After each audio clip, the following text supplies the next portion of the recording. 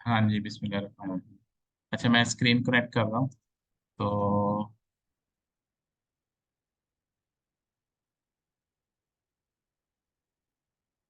अच्छा, कल ना एक चीज़ हमने देखी थी थ्रेड वगैरह के बारे में ना, कल से भी एक दिन पहले। तो उसमें एक छोटी सी असाइनमेंट दी थी कि हमारे पास ये जाने यानी कि टास्क है कि हमने मल्टीपल थ्रेड में काम करना है।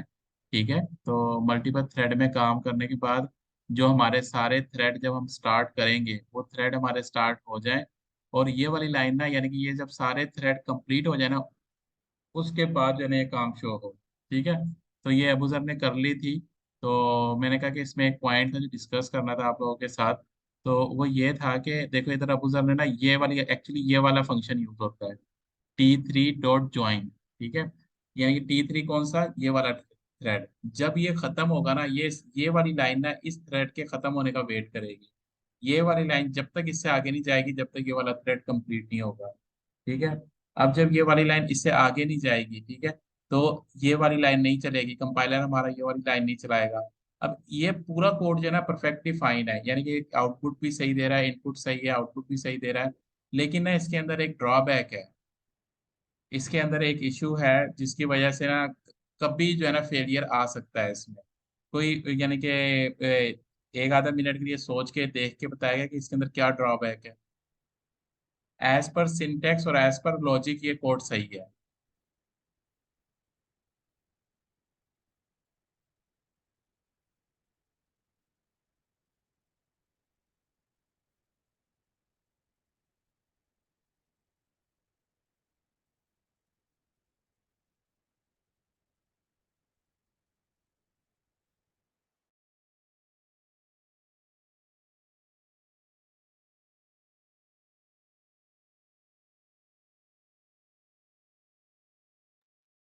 नहीं पता लगा। असल नहीं। में इसने जो ये वाली लाइन लिखी है ना, ये वाली लाइन ये कर रही है कि ये टी थ्री थ्रेड कौन सा है, ये वाला थ्रेड है। ठीक है, ये T3 है ना, तो ये वाला थ्रेड है। और इस थ्रेड में ये वाला फंक्शन कॉल हुआ हुआ है। इसने कहा हुआ है कि जब तक T3 डॉट ज्वाइन, यानी कि ये ज्वाइन क्या करता है, ये ज्वाइन की जो स्टेटमेंट है ना वो एक्चुअली ये काम करती है। मैं आपको बताता हूँ, क्योंकि इसने भी पूछा था कि समझ नहीं आई मुझे ज्वाइन की। तो मैंने ये चीज इससे बताई थी कि ज्वाइन क्या काम करता है। मैं आपको इधर ये बताता हूँ।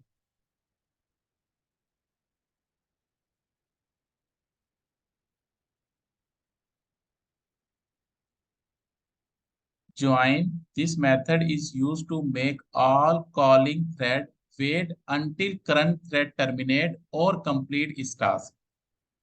यानी कि ये ज्वाइन का फंक्शन है ना, ये काम करता है कि ये वेट करेगा जब तक क्योंकि ये थ्रेड के साथ कॉल हो रहा है, ये देखो T3 थ्रेड है हमारा, इसके साथ कॉल हो रहा है। जब तक ये थ्रेड अपना टास्क कंप्लीट नहीं कर देता या ये टर्मिनेट नहीं हो जाता। टर्मिनेट का मतलब है कोई एरर आ गया, कोई एक्सेप्शन आ गई, उसकी वजह से ये फट नहीं जाता, टर्मिनेट नहीं हो जाता। या ये सक्सेसफुली अपना टास्क जब तक कंप्लीट नहीं कर लेता, तब तक जो है ना ये ज्वाइन इसको कंपाइलर को अपने पास रोक के रखता है। यानी कि उससे कहता है कि वेट करो तुम इधर, यानी कि इसका मतलब वेट ही है। ठीक है, लेकिन यहाँ पे अब इशू क्या है, यहाँ पे इशू ये है कि ठीक है, ये उसने जब इस कोड को चलाया, ये कोड भी सही चला, आउटपुट भी सही आई। लेकिन इसने सिर्फ इस थ्रेड का वेट किया है, T3 थ्रेड का। व्हाट अबाउट T1 और T2? हो सकता है कि इसमें कम्प्लेक्स कोडिंग हो, ये वाले फंक्शन में टेबल ऑफ 2 या टेबल ऑफ 3 में कम्प्लेक्स कोडिंग हो, और ये टाइम ज्यादा ले लें। लेकिन इसने तो वेट सिर्फ T3 का करना है ना, यानी कि इस वाले थ्रेड का करना है। जब इसने अपना टास्क कंप्लीट किया या एक्सेप्शन आ गई, इसने तो आगे चले जाना है कंपाइलर ने, क्योंकि कंपाइलर ने तो वेट सिर्फ T3 का करना है। तो व्हाट अबाउट T1 और T2? तो इसलिए हमें यहाँ पे कितने ज्वाइन लगाने पड़ने थे, T1 dot join, T2 dot join, और T3 इसने लगाया ही हुआ है। तो हमें जितने हम थ्रेड क्रिएट करेंगे उतनों के लिए हमें वेट भी करना पड़ेगा, अगर हमने उनको वेट करवाना है तो। कंडीशनल है ये, ठीक है। अगर हमने उन्हें वेट करवाना है तो उतने ही हमारे पास वेट के फंक्शन या ज्वाइन के फंक्शन लगेंगे। समझ आ गई इस बात की? हाँ जी। ठीक है। अच्छा, आज जो है ना हम देखने लगे हैं अपने स्ट्रक्चर और क्लासेस।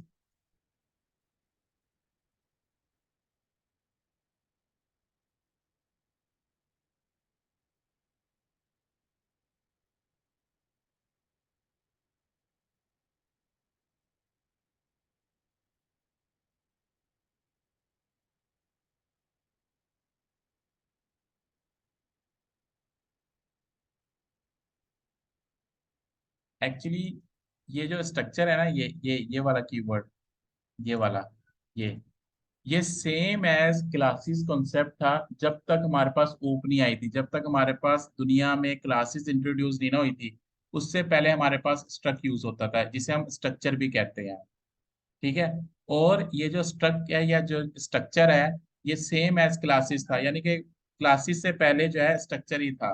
ठीक है। लेकिन जब क्लासेस आ गई तो आस्ता आस्ता ये जो है वो रिमूव होने लग गए यहाँ से। ठीक है। तो जब ये ओप कॉन्सेप्ट आया, यानी कि जब ये क्लासेस आई, तो इसने जो है ना स्ट्रक्चर को कंप्लीटली रिमूव कर दिया। क्यों किया वो हम देखते हैं आगे कि क्या ऐसा, यानी कि क्लासेस में चेंज आया था जो स्ट्रक्चर में हमें अवेलेबल नहीं था, जिसकी वजह से सारे स्ट्रक्चर या सारा आर्किटेक्चर जो है ना वो रिमूव हो गया। इवन के मैंने अपने कैरियर में आज तक कभी स्ट्रक्चर यूज नहीं किया, लेकिन इसका कंसेप्ट पता होना जरूरी है। बात वही आ गई कि यानी कि अगर एक मिस्त्री है, अगर वो मजदूर से मिस्त्री बनेगा ना, तो वो ज्यादा अच्छा काम करेगा, और फिर वो मिस्त्री से जब ठेकेदार बनेगा तो ऑब्वियसली उसका एक्सपीरियंस और तरह का होगा, क्योंकि उसने मजदूरी भी की हुई है, मिस्त्री मिस्त्री का काम भी किया हुआ है। उसे हर चीज का पता होगा कि मजदूरी में कितना टाइम लगता है। ठीक है। मिस्त्री में जो है उसमें क्या क्या चीजें चाहिए होती हैं, क्या कौन सा मिस्त्री मैं हायर करूं, यानी उसे हर चीज का पता होता है। इसलिए हम भी अपने कॉन्सेप्ट हर चीज में क्लियर करना चाह रहे हैं, ताकि कल को हमारे पास किसी भी कॉन्सेप्ट का यानी कि चीज आए तो हमें उन चीजों का पता होना चाहिए। अब ये जो स्ट्रक्चर है ना, ये बिल्कुल यानी कि रिमूव हो चुके हुए हैं, यानी कोई भी लैंग्वेज इसे ऑन नहीं करती, क्योंकि ये जो ओप का जब से कंसेप्ट आया था ना, तो जब से जो है ना सिर्फ ओप ही यूज होते हैं हर लैंग्वेज में। ठीक है। लेकिन हम सिर्फ ये इसलिए कर रहे हैं कि इसका हमें कंसेप्ट होना चाहिए कि क्या, यानी कि उस वक्त लोग क्या यूज करते थे, या उस वक्त ये क्या कंसेप्ट था। पहले हम इसके डिफरेंसेस देख लेते हैं। एक चीज तो हमने देख ली कि ये सेम एज अ क्लासेस ही होता था, यानी कि जिस तरह हम क्लास को यूज करते हैं ना, इसी यानी कि ये कह लो कि क्लासेस स्ट्रक्चर को रिप्लेस किया था इन्होंने। ठीक है। जिस तरह हमने यानी कि क्लासेस का सिंटेक्स लिखा था, सेम इसी तरह स्ट्रक्चर का सिंटेक्स भी होता है।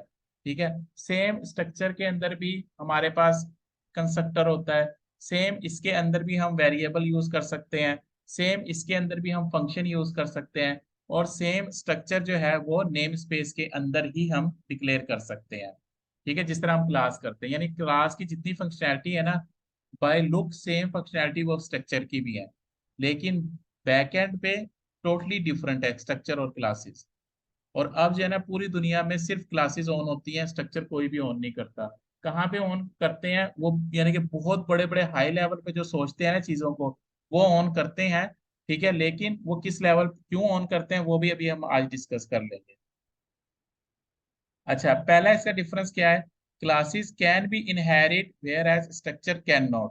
ये स्ट्रक्चर जो है ना वो इनहेरिट नहीं हो सकते एक दूसरे के साथ। ठीक है। अच्छा, structure can not be null like a class, यानी कि स्ट्रक्चर जो है ना वो नल नहीं हो सकते। यानी कि जिस तरह क्लास है ना, क्लास का हम क्या करते थे, ये जो चीज लिखते थे, सिर्फ इतनी चीज लिखते थे, ये क्या, ये सी, यानी कि ये क्लास है, क्लास क्लास नेम है, उसका हमने रेफरेंस क्रिएट किया तो ये ऑटोमेटिकली नल हो जाता था। लेकिन स्ट्रक्चर अगर हम इसको लिखेंगे ना, ये नल नहीं होगा, इसके अंदर इसकी डिफॉल्ट वैल्यू कोई ना कोई पड़ी होगी। अगर किसी वेरिएबल के अंदर डिफॉल्ट वैल्यू पड़ी होती है तो इसे हम क्या कहते हैं कि ये रेफरेंस टाइप वेरिएबल नहीं है। ठीक है ना। यानी इंटीजर है, उसे हम डिक्लेयर करते हैं तो उसके अंदर क्या है, नल वैल्यू नहीं होती, तो इसलिए हम उसे कहते हैं कि वैल्यू टाइप वेरिएबल है। जिस वेरिएबल के अंदर नल वैल्यू स्टोर होती है ना, वो हमारा रेफरेंस टाइप वेरिएबल होता है। नल का एक्चुअली मतलब ही यही होता है कि अभी उसका सिर्फ रेफरेंस क्रिएट हुआ है, हीप में उसको मेमोरी एलोकेट नहीं हुई।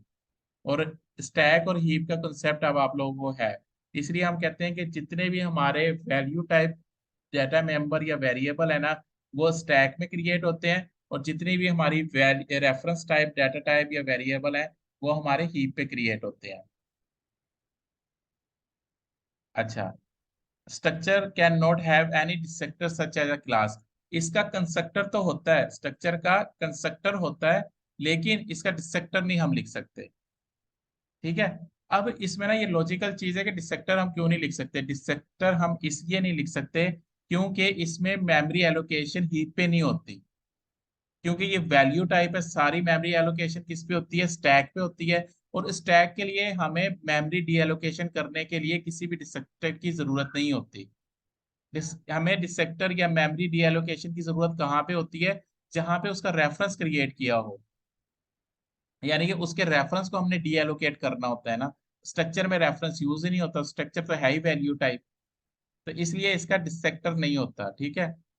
अच्छा, ये वाला पॉइंट अगर माइंड में रखो ना कि classes can be inherit, structure can not B, तो ये वाला पॉइंट खुद ही क्लियर हो जाता है कि स्ट्रक्चर जो है ना कैन नॉट बी एब्स्ट्रैक्ट, कि स्ट्रक्चर का जो है ना एब्स्ट्रैक्शन नहीं हो सकती।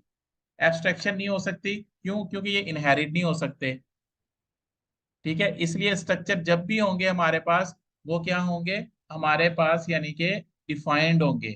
सिर्फ डिक्लेरेशन नहीं होगी, उनकी इम्प्लीमेंटेशन भी होगी। जितने भी स्ट्रक्चर के हम अंदर हम फंक्शन डिफाइन करेंगे, उनकी कंप्लीट इम्प्लीमेंटेशन भी होगी। अच्छा, इसके अलावा स्ट्रक्चर के अंदर जो है ना हम प्राइवेट नाम का कंस्ट्रक्टर नहीं बना सकते, ये कंपाइल टाइम एरर होगा, जबकि क्लास के अंदर हम बना सकते हैं, ठीक है। Structure can not create a volatile field whereas class can. ये पॉइंट अभी हमें समझ नहीं आएगा, इसको हम थोड़ा होल्ड ऑन रख देते, जिस दिन हमें वोलेटाइल फील्ड समझ आ गई उस दिन हमें ये पॉइंट भी समझ आ जाएगा, क्योंकि वोलेटाइल फील्ड अभी हमने कवर नहीं की, तो इसलिए इसे अभी स्किप कर देते हैं। हाँ, अब ये देखो, ये बात अभी हम डिस्कस कर चुके हैं कि स्ट्रक्चर के अंदर जितनी भी वेरिएबल, जितनी भी हम चीजें डिफाइन करेंगे, उनकी कोई ना कोई डिफॉल्ट वैल्यू होगी। क्यों होगी? क्योंकि स्ट्रक्चर जो है ना वैल्यू टाइप है, ठीक है, इसलिए उनकी डिफॉल्ट वैल्यू भी होगी, ठीक है। जबकि हमारे पास जो क्लासेस हैं वो वैल्यू टाइप नहीं है, वो रेफरेंस टाइप है, इसलिए उनकी डिफॉल्ट वैल्यू भी नल हो सकती है, ठीक है। तो यही वो बात कर रहा है कि इसके अंदर जो है ना हमारे पास जितने भी वेरिएबल होंगे उनकी वैल्यू क्या होगी, वैल्यू टाइप वेरिएबल होंगे। अच्छा, जब ये वैल्यू टाइप वेरिएबल होंगे ना, तो एक क्वेश्चन आप लोगों के माइंड में आ सकता है कि जो स्ट्रिंग है, डाटा टाइप स्ट्रिंग, वो तो हमारे पास रेफरेंस टाइप है, ठीक है ना। वैल्यू टाइप हमारे पास डाटा पैरामीटर कौन कौन से हैं? इंट है, फ्लोट है, डबल है, चार है, करेक्टर है, ठीक है, बूल है, ठीक है। इस तरह के जितने भी हमारे पास डाटा टाइप वेरिएबल है वो हमारे वैल्यू टाइप है, वो स्टैक पे स्टोर होते हैं, इसलिए वो फास्ट भी होते हैं बहुत ज्यादा, ठीक है। जबकि रेफरेंस टाइप जो है वो कहाँ स्टोर होता है? हीप पे, क्योंकि उनका रेफरेंस पड़ा होता है हीप पे कि किस जगह पे वो वैल्यू पड़ी हुई है, ये हम सारा देख चुके हुए हैं, ठीक है। तो इसलिए इसके अंदर जो स्ट्रिंग है ना वो डिक्लेयर नहीं कर सकते हम, यानी स्ट्रक्चर स्ट्रक्चर के अंदर हम स्ट्रिंग टाइप का वेरिएबल डिक्लेयर नहीं कर सकते। क्यों? क्योंकि वो रेफरेंस टाइप होती है।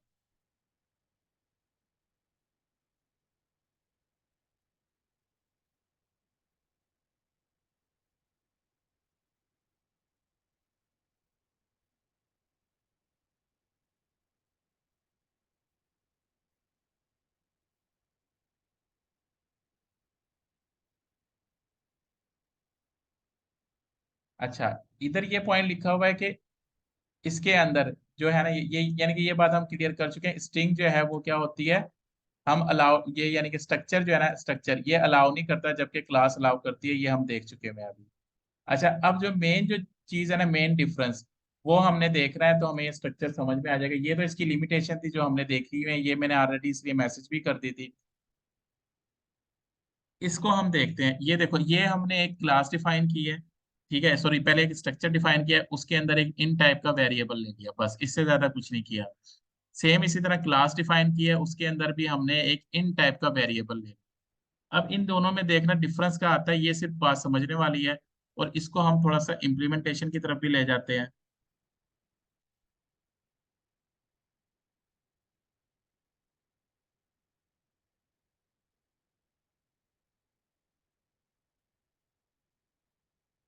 ठीक है, ये हम अलग फाइल में भी बना सकते हैं, लेकिन हमने किधर बना लिया है? हमने ये इधर बना लिया है, ठीक है, सेम फाइल में।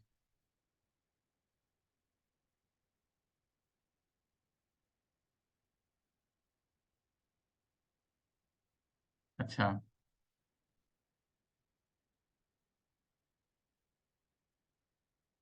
अब ये कोड मैं कॉपी पेस्ट कर देता हूँ, समझाता भी हूँ आपको।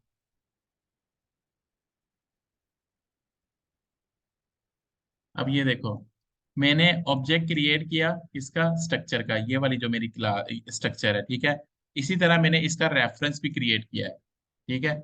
एक मैंने पूरा ऑब्जेक्ट क्रिएट किया, यानी कि ये रेफरेंस है, इतना ये रेफरेंस हो गया, उसके बाद मैंने उसका ऑब्जेक्ट भी क्रिएट कर दिया, ठीक है। और एक मैंने सिर्फ रेफरेंस क्रिएट किया है इसका, ठीक है। सेम इसी तरह ये मैंने क्लास लिया है, क्लास का भी पहले रेफरेंस के साथ ऑब्जेक्ट क्रिएट कर लिया और एक मैंने रेफरेंस क्रिएट कर लिया, ठीक है। अब होगा क्या, ये जो दोनों वेरिएबल है ना, ये कहाँ क्रिएट होंगे, स्टैक पे। क्यों, क्योंकि स्ट्रक्चर हमारा क्या है, वैल्यू टाइप है, इसलिए ये स्टैक पे क्रिएट होंगे, ठीक है। जबकि क्लास हमारा क्या है, वो रेफरेंस टाइप है, और ये दोनों वेरिएबल कहाँ क्रिएट होंगे, हमारे हीप पे क्रिएट होंगे। अब मैंने किया क्या, ये जो क्लास वन क्रिएट किया है उसके एक्स में, यानी कि इस वेरिएबल में मैंने क्या स्टोर करवा दिया, 100। इसी तरह जो स्ट्रक्चर मैंने क्रिएट किया है उसके एक्स में, यानी कि इसके एक्स में मैंने इधर भी क्या स्टोर करवा दिया, 100। ठीक है, यहां तक तो बात समझ में आ गई होगी। अब ये वाली जो क्लास, इसको मैं ऊपर कर देता हूँ। अब ये वाला जो स्ट्रक्चर है ना, ये जो मैंने डिक्लेयर किया हुआ है, क्योंकि इसको मैंने मेमोरी असाइन नहीं की थी, तो इसको मेमोरी असाइन करने की बजाय ना, मैंने इसको सेम जो स्ट्रक्चर वन है ना, ये इसको मैंने असाइन कर दिया। यानी कि इसका मकसद इसका मतलब क्या हुआ कि ये वाली वैल्यू है वो इसको असाइन हो गई, ठीक है। अब इसकी वैल्यू पे क्या पड़ा हुआ है, st1.x पे क्या पड़ा हुआ है, 100, ठीक है। और इसके उस पे क्या पड़ा हुआ है, अब st1.100। समझ आ गई इधर तक बात, ये वाली बात हाँ समझ जी, में हाँ। आई, ठीक है। अब वो मैंने क्या किया है कि ये वाला जो ऑब्जेक्ट बनाया था, ये मैंने असाइन कर दिया इसको। अब यहाँ पे जो समझने वाली बात है ना, कि ये है वैल्यू टाइप और ये है रेफरेंस टाइप। अब ये जो है ना, जो रेफरेंस यानी कि मेमोरी में जिस जगह पे ये ऑब्जेक्ट पड़ा हुआ है, उसका जो उस मेमोरी की जो लोकेशन या उस मेमोरी का जो रेफरेंस है ना, वो सेम रेफरेंस इसमें भी कॉपी हो गया, ठीक है। वो सेम रेफरेंस इसमें भी कॉपी हुआ है। तो फिर मैंने क्या किया कि जो ये वाला ऑब्जेक्ट है, ये वाला, इसके एक्स पे 50 कर दिया, और जो ये वाला स्ट्रक्चर था उसके एक्स पे भी 50 कर दिया, ठीक है। अब यहाँ पे आउटपुट देखना क्या होगी।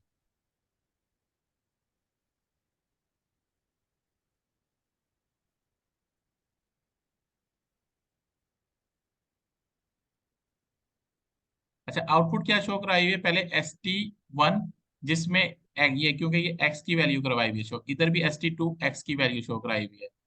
अच्छा, इसमें देखो st1 में क्या पड़ा हुआ है, हमारे पास st1 में 100 पड़ा हुआ है, तो 100 ही शो हुआ। st2 में हमारे पास क्या पड़ा हुआ है, st.x, इसमें 50 पड़ा हुआ है। st1 में 100 शो हो गया और st2 में भी 50 शो हो गया। लेकिन यहाँ पे देखो, यहाँ पे cl1.x में क्या पड़ा हुआ है, 100, और cl2.x में क्या पड़ा हुआ है, 50। यहाँ पे मगर क्या शो हुआ है, cl1 पे भी 50 शो हुआ, cl2 पे भी 50 शो हुआ, ठीक है। अभी ये शायद आपको बात समझ में नहीं आई होगी, लेकिन दोबारा मैं इसी पॉइंट पे आता हूँ। दोबारा ये पॉइंट ये है कि इसने जो भी वैल्यू, क्योंकि ये वैल्यू टाइप है, जो भी स्टैक पे वैल्यू पड़ी हुई थी वो असाइन कर दी इसको। इसने क्या किया, क्योंकि ये रेफरेंस टाइप है, इसने क्या किया कि जहां पे हीप पे जिस लोकेशन पे इस ऑब्जेक्ट का एड्रेस पड़ा हुआ है, एड्रेस, वो असाइन कर दिया इस ऑब्जेक्ट को। यानी कि ऑब्जेक्ट दो हैं और मेमोरी की लोकेशन एक है, ठीक है। और वो दो ऑब्जेक्ट एक ही लोकेशन को पॉइंट कर रहे हैं।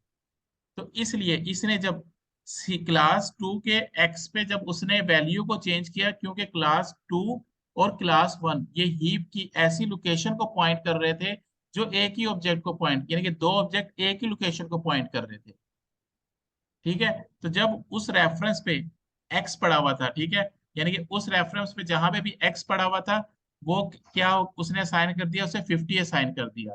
तो अब क्या हो गया कि अब cl1 में भी x.x में 50 हो गया, और cl2 में भी x में 50 हो गया। और क्यों हुआ है, क्योंकि ये वाला ऑब्जेक्ट भी वैल्यू टाइप था, ये डायरेक्ट इसे, सॉरी, ये वाला ऑब्जेक्ट रेफरेंस टाइप था, ये डायरेक्ट इसका रेफरेंस असाइन किया इसको। तो ये क्या हो गए, दोनों डिफरेंट हो गए, सॉरी दोनों सेम हो गए,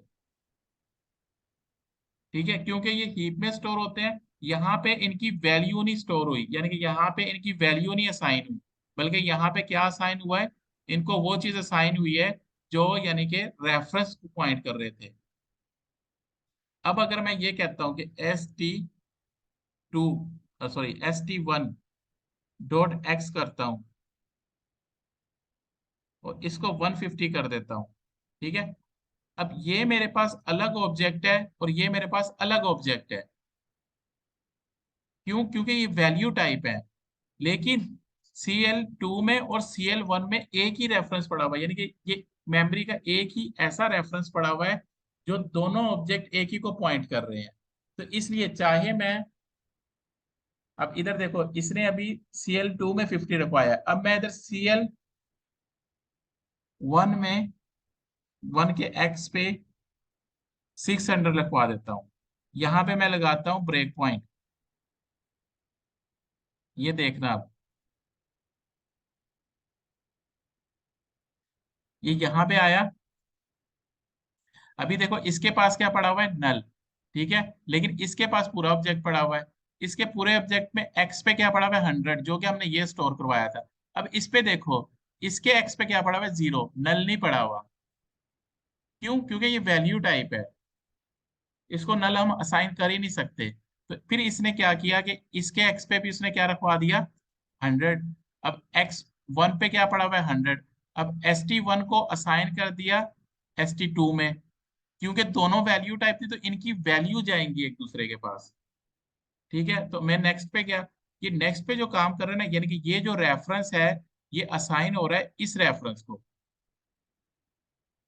ठीक है। तो ये एड्रेस इसको जा रहा है, ना कि ये इसकी वैल्यू इसको जा रही है। अब जब एड्रेस इसको जाएगा तो वो दोनों जो है एक ही एड्रेस को पॉइंट कर रहे होंगे,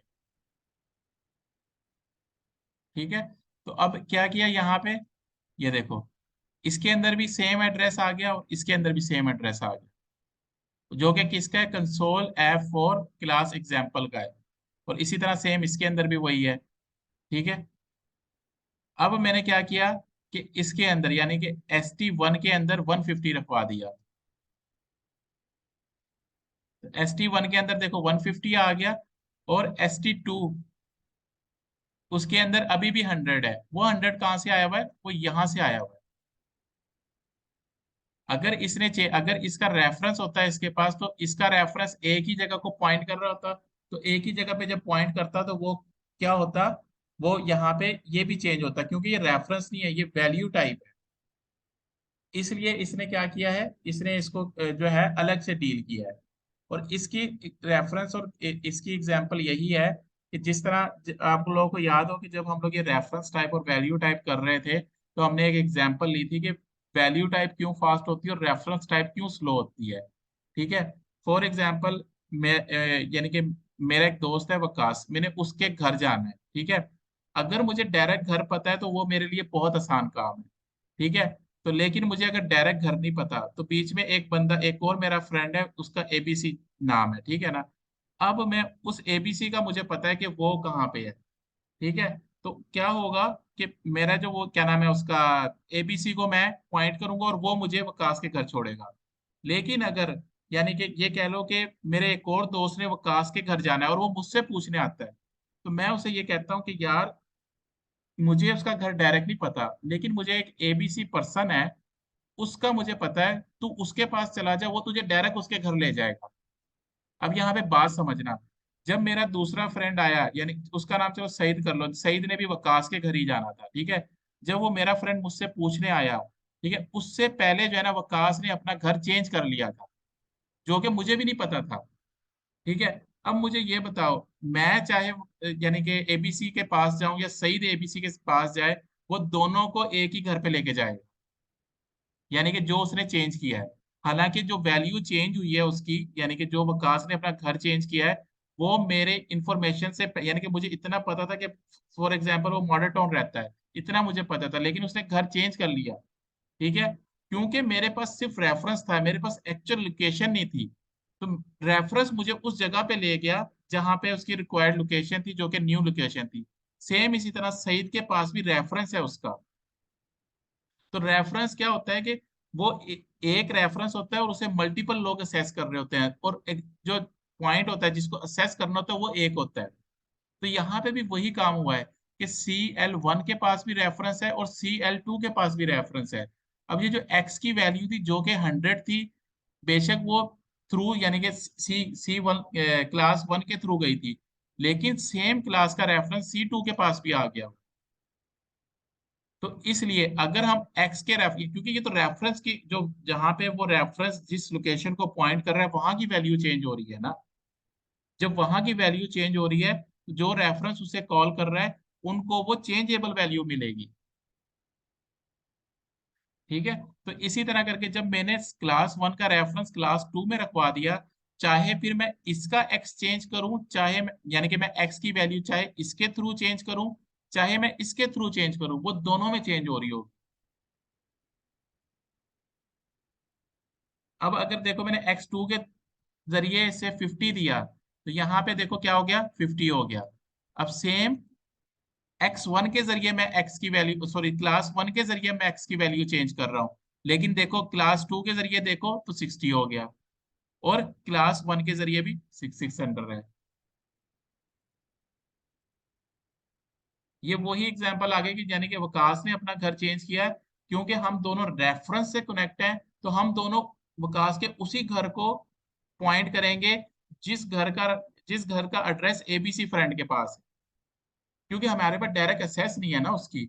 सेम इसी तरह जो रेफरेंस टाइप होता है उसको डायरेक्ट एक्सेस नहीं होती, उसका रेफरेंस हीप में पड़ा होता है कि भाई ये जो वेरिएबल है इसकी असल वैल्यू कहाँ पड़ी हुई है, वो वाला एड्रेस उस हीप की उस लोकेशन पे होता है जिसे ये क्लास पॉइंट कर रही होती है।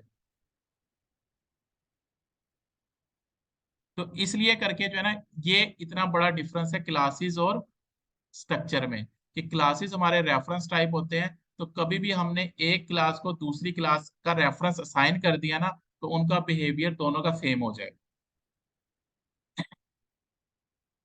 समझ आई इस चीज की? कोई कंफ्यूजन है तो यहाँ पे क्लियर कर लो, ये स्ट्रक्चर और क्लास से रिलेटेड। अच्छा अश्विन भाई, ये इसके अंदर ऑब्जेक्ट हमारे पास एक ही बनेगा हीप के अंदर? ये देखो, हाँ एक ही बनेगा ना, दूसरा कब बनेगा, जैसे ही मैं न्यू लगाऊंगा ना तो इसका फिर अलग रेफरेंस बनेगा। इसके अंदर मैंने हम्म, न्यू नहीं ना लगाया, इसीलिए नहीं जी लगाया कि इसका ऑब्जेक्ट अलग ना बने। ठीक है। अब ये हीप के अंदर फॉर एग्जांपल एक ही हमारा मेमोरी ब्लॉक पड़ा हुआ है और उसका एक एड्रेस है, ठीक है। और हाँ, स्टैक के अंदर CL1 और CL2 दो अलग अलग पड़े हुए हैं, और उनके अंदर रेफरेंस हीप वाला दोनों में सेम पड़ा हुआ है, ऐसे ही है? नहीं स्टैक तो जाएगा ही नहीं ना हीप पे, सॉरी ये स्ट्रक्चर तो जाएगा ही नहीं हीप पे। नहीं, ये CL1 और CL2 की हाँ बात कर रहा हूँ, क्योंकि जब हमने पढ़ा था तो हमने ये देखा था कि स्टैक के अंदर ही वेरिएबल जाता है तो इसके आगे इसका एड्रेस पड़ा होता है, हीप का वैल्यू नहीं पड़ी होती। हाँ, हीप के अंदर यानी हीप का एड्रेस पड़ा होता है कि किस हीप की क्या लोकेशन है इसके पास, ठीक। जबकि इसके अंदर जो है वो डायरेक्ट स्टैक में वैल्यू पड़ी होती है। अगर मुझे कोई पिक्चर मिलती है, हो सकता है अगर उससे क्लियर हो कुछ।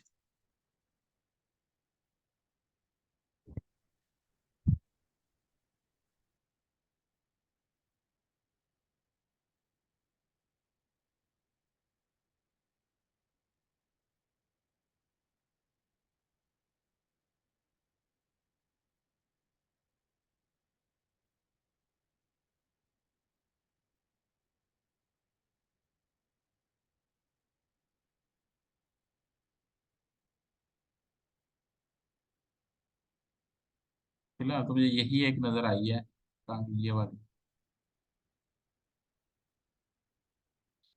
ठीक है, ये पॉइंट कर रहा होता है जहां पे हीप के अंदर वो एड्रेस पड़े होते हैं। अब इस दो ऑब्जेक्ट एक ही जगह को पॉइंट कर रहे हैं, तो वो दोनों एक ऑब्जेक्ट में चेंज करोगे तो दूसरे ऑब्जेक्ट में भी ऑटोमेटिकली चेंज होगा, क्योंकि वो एड्रेस के थ्रू आपस में कनेक्ट हुए हुए हैं। जबकि जो स्ट्रक्चर होता है वो डायरेक्ट हीप में उसकी वैल्यू पड़ी होती है।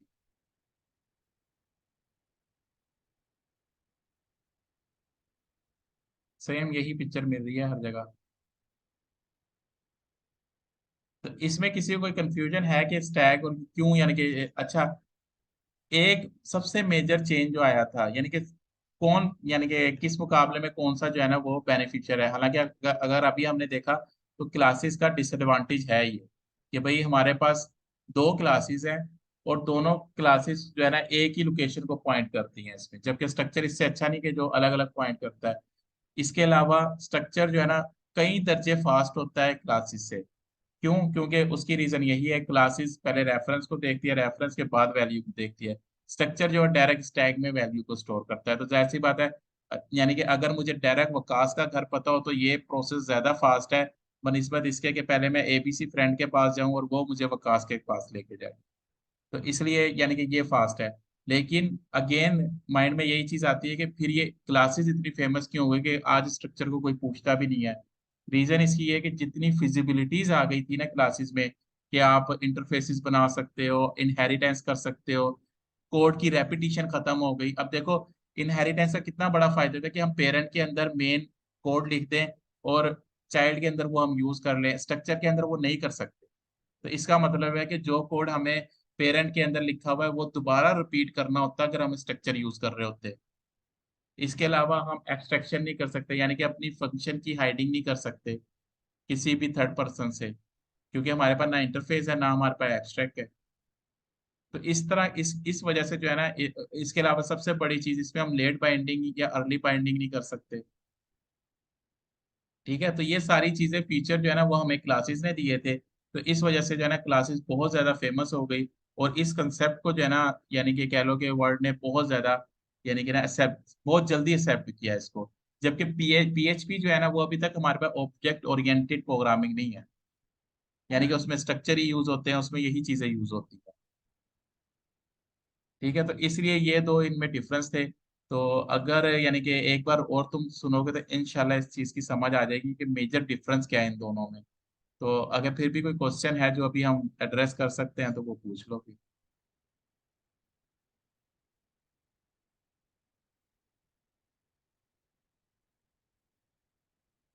चलो ठीक है, फिर यहाँ पे अजान हो गई है। उम्मीद है कि ये चीज समझ आ गई हो आपको, खास तौर पे ये वाली चीज, तो ये दो लाइन। हाँ जी, आ गई। ठीक है ना? तो अगर किसी को नहीं आई तो वो आपस में ग्रुप में भी आप लोग डिस्कस कर सकते हो, वरना होपफुली कि दोबारा सुनोगे ना इसको तो क्लियर हो जाएगी ये चीज।